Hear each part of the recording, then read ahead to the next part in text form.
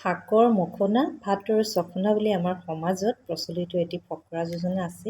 আপোনালোকে নিশ্চয়কৈ জানে, অৰ্থাৎ শাকেৰে আমি যেতিয়া ভাত সানি পিটিকি খাওঁ তেতিয়াহ'লে সেই ভাত সাজৰ সোৱাদে অকণমান বেলেগ হয়। সেয়ে আজি ভাবিলোঁ দুপৰীয়াৰ সাজত ময়ো অকণমান শাকৰ জুতিকে লওঁ, আৰু সেয়ে মই এয়া আমাৰ বাৰীতে মচুন্দৰী শাক তুলি আছোঁ।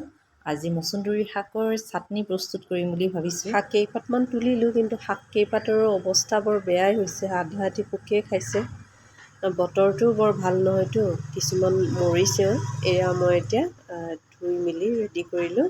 এয়া লৈছোঁ মচুন্দৰী শাক, সৰিয়হ, পাত ধনিয়া, আদা, নহৰু, জলকীয়া। এতিয়া আৰু এইখিনি এনেকৈ সৰু সৰুকৈ কাটি লৈছোঁ। ইয়াতে কাটি লৈ পিচিম। অৱশ্যে এনেকৈ কেঁচাও খাব পাৰি দেই পিচি লৈ। মই কিন্তু অকণমান এতিয়া ভাজি ল'ম। মচুন্দৰী শাকৰ এই চাটনিটোৰ লগত মাছো দিব পাৰি। শুকান মাছ দিলেও ভাল লাগে। যেতিয়া এই শাকখিনি ভাজি ল'ম পিচি লৈ উঠি, তেতিয়া যদি তাতে শুকান মাছ অকণমান ভাজি মেলি দিয়া হয়, খাই সোৱাদ লাগে। বা ভজা মাছো দিব পাৰি। অৱশ্যে মচুন্দৰী শাকৰ এনেও মাছ গোন্ধ এটা আছে, মাছ নিদিলে মাছ দিয়াৰ নিচিনাই লাগে। এয়া মোৰ পিচি হৈ গ'ল। কি যে ধুনীয়া ন এই সেউজীয়া ৰংটো। এতিয়া চাওক, ইয়াতে মই অকণমান তেল দিছোঁ, আৰু তেলত অকণমান দিছোঁ মই জিৰা গুড়ি, আৰু নিমখ তাতে দিয়া নাছিলোঁ, নিমখখিনি দিলোঁ।